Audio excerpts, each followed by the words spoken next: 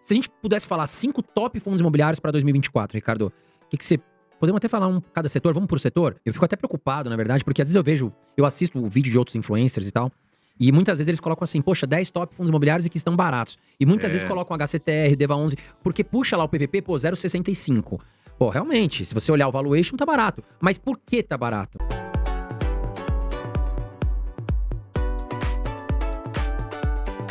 É o MXRF11, até porque hoje está atingindo 1 milhão de cotistas. Qual a sua opinião, Ricardo, e sua perspectiva para o fundo imobiliário, que hoje é o maior em número de cotistas, para 2024?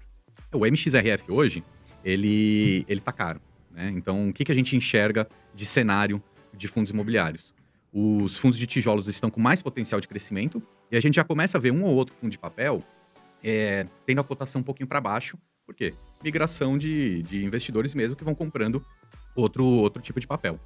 E aí, quando a gente olha o MXRF sendo negociado com PVP de 1,08, eu acho caro, assim, porque a gente tem opções muito similares, muito mais baratas, né? Vale a gente ressaltar aqui que quando a gente fala de fundo de papel, essa métrica do P sobre VP, ela é muito fidedigna, né? Dá para olhar e confiar, porque os preços ali são marcados a mercado, né? Todos os títulos que fazem parte desse fundo. Então, olhou um fundo de papel, ele tá mais caro? Eu acho que não é o ideal, né? Ah, mas se tiver até 1,10, tá bom.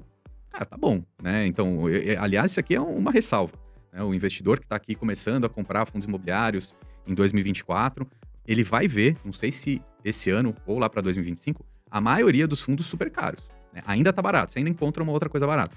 Vai chegar um momento que vai estar tudo caro. E aí sim, aí você vai ter que comprar algum fundo que você gosta com um PVP de 1,8, 1,10. Mas agora que a gente tem outros fundos similares, a 0,93, 0,95, ou mesmo 1, eu acho que não faz muito sentido você comprar um fundo mais caro. Ou seja, o MXRF11 não é um fundo ruim, né, Ricardo? Não. A questão é que ele tá caro, eu concordo. Inclusive, eu fiz um vídeo no meu canal, no Mestre da Riqueza, que é um outro canal que eu falo muito de ações também, que eu vendi. Eu vendi minha posição de MXRF11 e muitas pessoas me xingando. Ele é maluco, esse cara não entende nada, MXRF11 é um puta fundo. Só que é uma estratégia minha, eu acho que eu comprei há muito tempo. Hoje eu acho que ele tá muito caro, como você falou. Apesar dele ser um fundo híbrido, tem 3 lajes comerciais e tal, mas é muito pequeno frente ao que ele tem de carteira de crise e tal. Ele é um fundo de papel, né? Eu acho que foi o que você falou, a gente tem outras opções mais baratas, com maior possibilidade de ganho. Então, na meu ver, não faz sentido nem comprar. E eu resolvi vender para aportar em outros que têm maior possibilidade de ganho. Não, eu concordo 100% com esse pensamento. Um fundo imobiliário, ele pode ser vendido ou você tem que segurar ele para sempre? Olha, você pode segurar para sempre, pro resto da sua vida, se você quiser. Só que se você acompanhar um pouquinho do mercado, você pode fazer uma venda no momento pontual e comprar um outro mais barato. Teve uma época que eu vendi também um fundo imobiliário, IRDM11. Eu vendi uma época que o PVP dele estava 1,3. E na época eu comprei o CPTS, que é um fundo muito similar. Na época eu paguei um PVP de 0,95. Então assim, eu lucrei nessa história, eu até brinquei. Imagina se alguém chega para você ter um carro que vale 100 mil reais. E alguém chega e oferece 130 nele. Você vai vender. Você vende, porque no dia seguinte você vai na concessionária e compra de novo por 100. Exato. Você vai vender. Cara, é aquilo, você tá estudando o mercado, você entende que é um bom negócio, você vai fazer, né? Agora, se a gente pudesse falar 5 top fundos imobiliários para 2024, Ricardo, o que você... Podemos até falar cada setor, vamos por setor? Por exemplo, shopping center. Vamos lá, né? Para 2024, o que a gente vê no cenário de fundos imobiliários é positivo, né? Porque taxa Selic em queda faz com que a bolsa de valores suba. E os fundos imobiliários são negociados em bolsa. Então, assim, é uma tendência de valorização. Então, quais são os tipos de fundos imobiliários que mais valorizam? São os de tijolos. Né? Então, vamos lá, né? A gente tem um cenário bem positivo para tijolo em 2024. Pensando em setores, se a gente olhar o setor de shopping centers... Subiu bastante em 2023, né? Já subiu muito. Cara, em março, a gente olhava, por exemplo, a HSML, a 0,70 PVP. O XPML sempre foi um pouco mais caro, mas até o VISC 11 tava com 0,90. Tinha muita opção. O MAL 11 com 0,75. Tava de graça. Já subiu muito, mas eu acho que em 2024 ainda sobe mais. Porque o mercado tá quente, né? Então, o consumo das pessoas também favorece muito o shopping. Sim. Então, a gente vê, por exemplo, XPML fazendo emissão atrás de emissão, comprando mais shoppings, vai né? acontecer uma agora, hein? Vai acontecer mais uma. Aí uma subscrição. E eu acho que tá boa, hein? Tá num preço bom o XPML 11. Não, é uma valorização absurda, assim. Tá valorizando muito. Né? Então, o XPML é um que pode-se ficar de olho. O HGBS também, né? Porque eu acho que um consenso de mercado, o XPML realmente é o maior e tem muita qualidade. Mas o HGBS hoje dá para o investidor olhar, porque assim, não são todos os fundos do HGBS que são, ou todos os shoppings, que são aqueles nível A. Mas está acontecendo um movimento que aconteceu com o XPML, que é o de reprecificação Sim. dos ativos. Né? O que é isso? Isso é um negócio que a gente tem que olhar com bastante atenção nos tijolos. Por quê? Porque um imóvel, ele tem um preço. Uhum. Né? Ele tem um preço no mundo real. Se eu for aqui no prédio do lado, ele custa quanto? Ah, 1 metro quadrado e tal. E isso é feito por quem? Por uma consultoria, vai lá e chega e fala, olha, esse prédio aqui vale tanto. E um fundo imobiliário também tem isso. Se eu tenho lá um fundo de shopping center, eu tenho 10 shoppings, cada shopping daquele tem um valor patrimonial, um preço.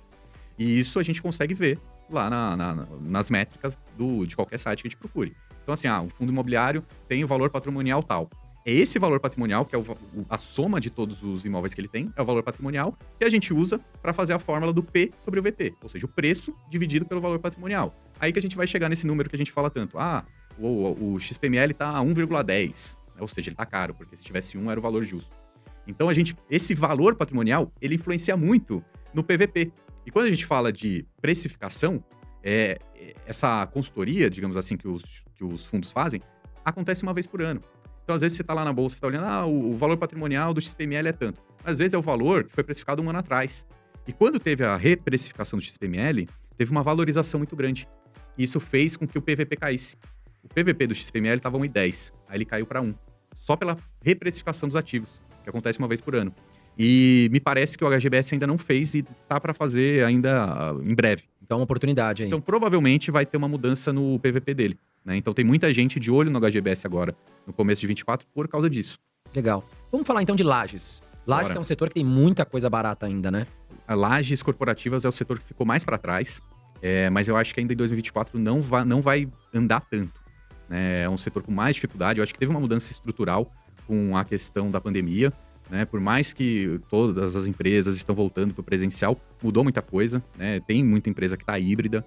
Então, algumas praças, alguns centros de trabalho vão ter mais dificuldade. Por exemplo, Alphaville, Barueri, né? Que tinha muito fundo comprando imóvel lá, vai ser mais difícil. Imóveis que são muito na zona sul de São Paulo, fora do grande centro ali, Itaim, Faria Lima ali tá tranquilo, né? Já tá super precificado, né?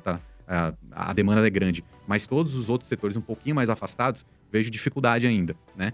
Então, os fundos de laje são uma oportunidade? Olha, eu gosto bastante. Embora não acho que pro curto prazo ainda. Acho que a economia precisa reagir mais para que as empresas contratem mais escritórios e diminua a vacância. Tem fundo aí com vacância altíssima, de 30%. Não, exato. 30%. Uma vacância de 30% num fundo de laje, eu acho que não vale a pena comprar. Eu acho arriscado. Exato. Né? Agora, por exemplo, tem muito fundo que tá com uma vacância ali de 10, 15, 20%. Ou seja, vacância é imóvel vago, né? Sim. Poxa, dá para olhar? Dá, mas não pense que vai crescer esse ano. Shoppings, por exemplo, né? Exatamente. A gente tem, por exemplo, acho que o Vino 11 tá com uma vacância... Tá com uma vacância baixíssima, mas tem uma alavancagem que tá complicando o fundo. Pode ser que esse ano resolva alguma coisa, mas ele tá bem descontado. O HGRE também tá descontado, mas ele tá fazendo algumas reformas em alguns prédios que ele tem, né? Pode ser. PVBI, ele não tá descontado, ele não tá barato, porque ele tá com muito imóvel em boas regiões. Nossa, top. São 4 lajes perfeitas, né? Exatamente, ele tá comprando mais. Ah, que legal. Tá comprando mais, só que o PVP dele não tá barato. Não. É porque também é imóvel na Faria Lima, Exatamente. Juscelino Kubitschek. Exatamente. Então é de alto padrão ali. Agora, por exemplo, aqueles que estão super descontados, tipo BC... JSRE. Acho que dá pra comprar? Dá pra comprar, mas, cara, esquece que vai valorizar muito agora. Vai disparar, né? Exatamente. Não é a hora. Exatamente. Você tem que comprar porque, assim, cara, gosto dessa ideia de lajes, imóveis, eu acho um setor seguro, enfim. Aí é pra carregar mesmo. Bom, falamos de shopping, falamos de laje e galpão logístico. Galpão logístico eu acho que são boas oportunidades que aparecem aí, né?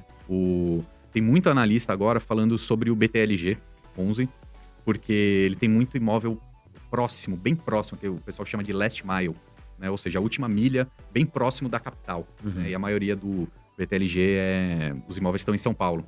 Isso é muito importante, né? Para ter uma entrega rápida. São galpões muito demandados. Então, o grande ouro ali, a cereja do bolo, são esses galpões muito próximos, mas muito próximos mesmo.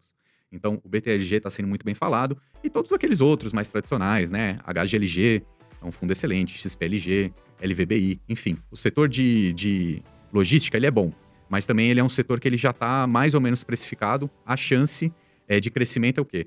Nesses que têm uma super qualidade, conseguirem melhorar os seus contratos com os seus inquilinos. Isso também vai acontecendo ano após ano. Então, esses muito próximos da cidade, eu acho que são que estão mais em evidência agora. E último setor de papel. O que você acha? Papel.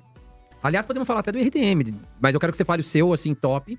E eu quero saber a sua opinião sobre o IRDM, que eu já vi gente perguntando aqui. É um fundo que caiu muito, mas parece Sim. que tá se recuperando, né? Sim. Ó, os fundos de papéis é o que eu acho que o investidor ele pode olhar hoje, assim.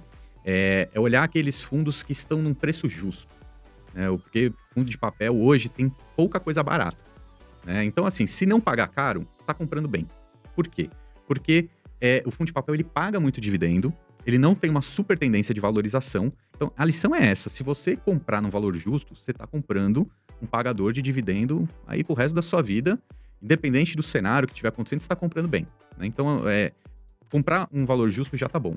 Né? Então, fundos de papéis, eu gosto daqueles mais seguros. Então, por exemplo, um que não sai da minha carteira é o KNCR. Ele é um fundo super tranquilo, ele paga CDI mais 2%, mais ou menos. Então, Mas é super seguro, né? é super seguro. O CDI vai cair? A taxa Selic vai cair? Vai cair. Então, se a Selic cair para 9, esse fundo vai ficar com dividend yield aí de 10 ou 11. Isento de imposto de renda, Isento tem que de lembrar imposto de disso, renda. né? É ruim? Não é ruim. Mas também o cara que compra, ele tem que saber o que ele tá comprando, né? Não adianta ele achar que vai crescer horrores.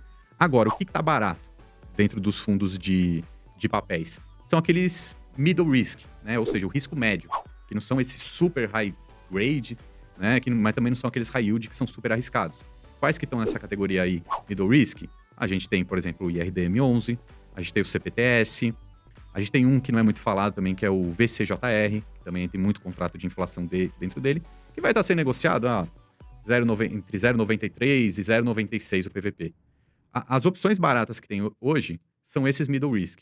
O RSR também tá mais ou menos nisso. Então, assim, você está comprando um risco médio. Uhum. Né? Então, entenda que pode ser que dê algum problema. O IRDM, por exemplo, deu muito problema, diminuiu o dividendo, caiu a cotação. Particularmente, eu não tenho investido muito nesses middle risks. Que eu diria para o público, escolhe um deles. Escolhe um desses e tente se aprofundar. Eu acho que dentre todos esses que eu falei, todos deram algum problema em alguma coisa. O problema do IRDM foi aquele efeito cascada dos high yield que ele tinha. Né? Deva 11. O HCTR. Aliás, assim. esses fundos, você acha que é uma boa agora? Você tá estudando o que tá acontecendo? Porque depois daqueles calotes ali, muita gente deixou de lado esses fundos, né? Eu acho que essa queda que teve o HCTR, o Deva 11, etc., acabou sendo uma lição para o investidor, né? Para ele se aprofundar mais naquilo que ele está investindo. Já falei isso muitas vezes. Um fundo high yield, ou seja, que ele é mais arriscado, ele é ruim? Ele não é ruim, ele é uma ferramenta, um instrumento que tem no mercado. Só que você tem que saber o risco que você está correndo. Né? Exatamente. Eu, particularmente, não gosto de correr riscos em fundos imobiliários. Na minha montagem da minha carteira de investimentos, fundo imobiliário é uma fatia muito segura. Então, assim, eu quero aqueles que eu vou dormir tranquilo. Então, o high yield entra na minha carteira? Não vai entrar. Tá? Então, mas o HCTR caiu, tá super barato, ele vai subir. Cara, eu acho que ele tem uma escada muito grande para subir. Difícil, eu não arriscaria. Agora eu vou te falar um negócio, viu, Ricardo? Eu fico até preocupado, na verdade, porque às vezes eu assisto o vídeo de outros influencers e tal, e muitas vezes eles colocam assim, poxa, 10 top fundos imobiliários e que estão baratos. E muitas vezes colocam HCTR, Deva 11, porque puxa lá o PVP, 0,65.